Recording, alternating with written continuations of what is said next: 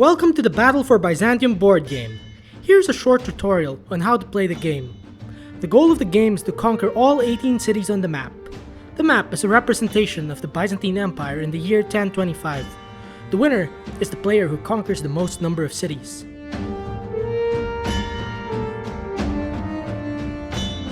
How to start. As a 4-player game, you can choose to be either of 4 characters. There's Demetrios, the Byzantine commander, Al-Sadin, the Arab general, Jean-Pierre, the Norman knight, and Freitas, the Varangian warrior. Each character has their own designated starting point on the map.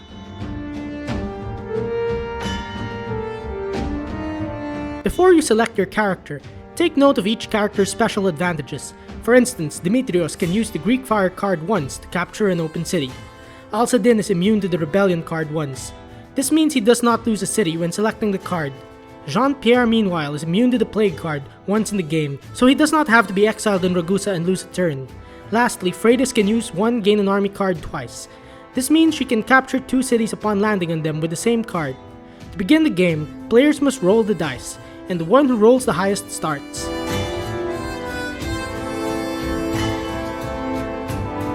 Players take turns in rolling and proceed to move across the gold and red tiles. In this game, players can choose to go in any direction within the board. Players hope to land on a red tile by roll of the dice to be able to pick up a card. There are 50 cards in the deck. There are 7 kinds of cards, and these dictate the course of action the players will take. The cards must be shuffled at the start of the game.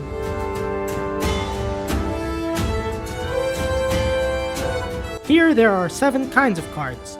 The Gain Gold card allows players to move 4 steps in any direction.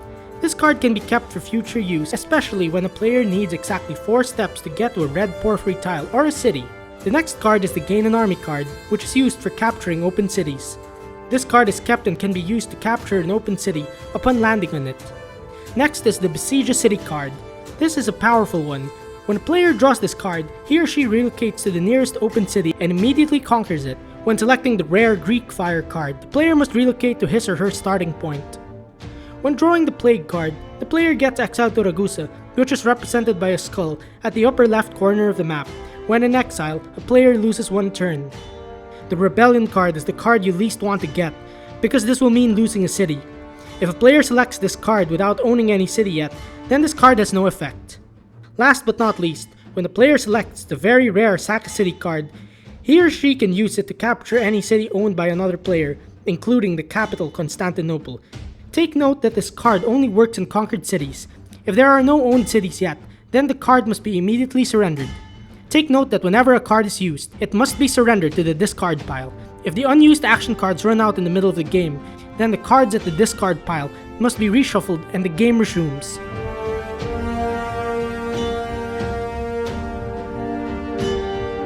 How to capture a city. As mentioned earlier, when a player possesses a Gain an Army card, he or she can capture any open city when landing on it with the roll of the dice. The Besiege City card, however, is a quicker way for a player to gain an open city. When selecting it, a player already immediately captures the closest city to him or her. However, players cannot take a city another player already owns, unless a player uses the rare Sack a City card or travels to the far ends of the map and lands on the Gain a Navy anchor. Don't forget your conquest tokens. This is another fun feature of the game. When a player captures a city, he or she must place a conquest token. This says, "The city belongs to me." The tokens are color-coded to match the character.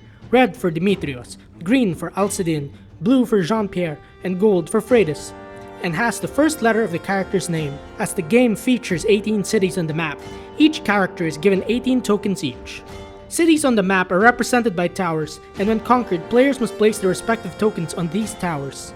When a player owns a city, he or she gets a corresponding city card which depicts a famous landmark and includes some historical trivia. As a sign of ownership, players display with pride the cards of the cities they now own.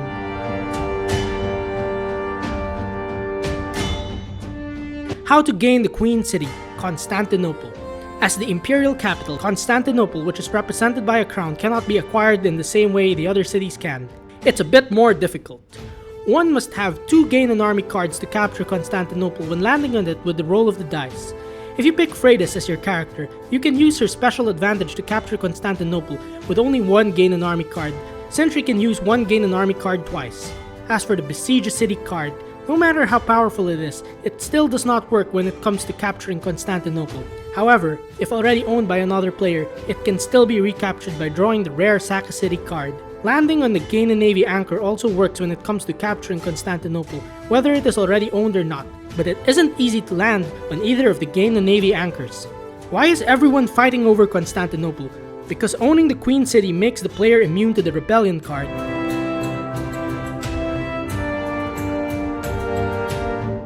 What happens when you land on the Gain a Navy anchor?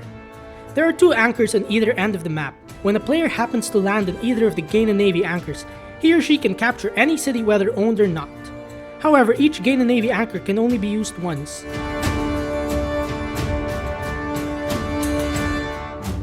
If a player does not possess a Gain an Army or Besiege a City card, but lands on a city whether owned or unowned, he or she is just visiting. The same also applies when a player so happens to land in Ragusa.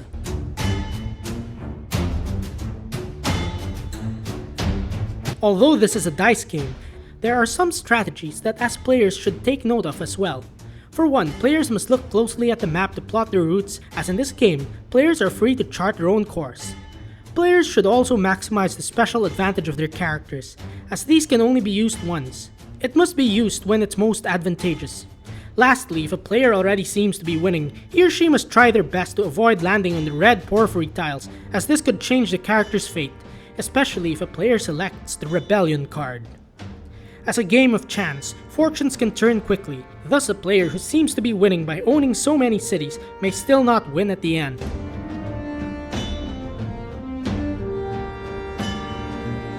How does the game end? When all 18 cities on the map are conquered, the game ends and the player with the most cities wins the game. Each city on the map is equivalent to a single point, but Constantinople, the capital, is equivalent to 2 points. In the rare case wherein there is a tie, the one who owns Constantinople wins. Players can also choose to play the short version of the game.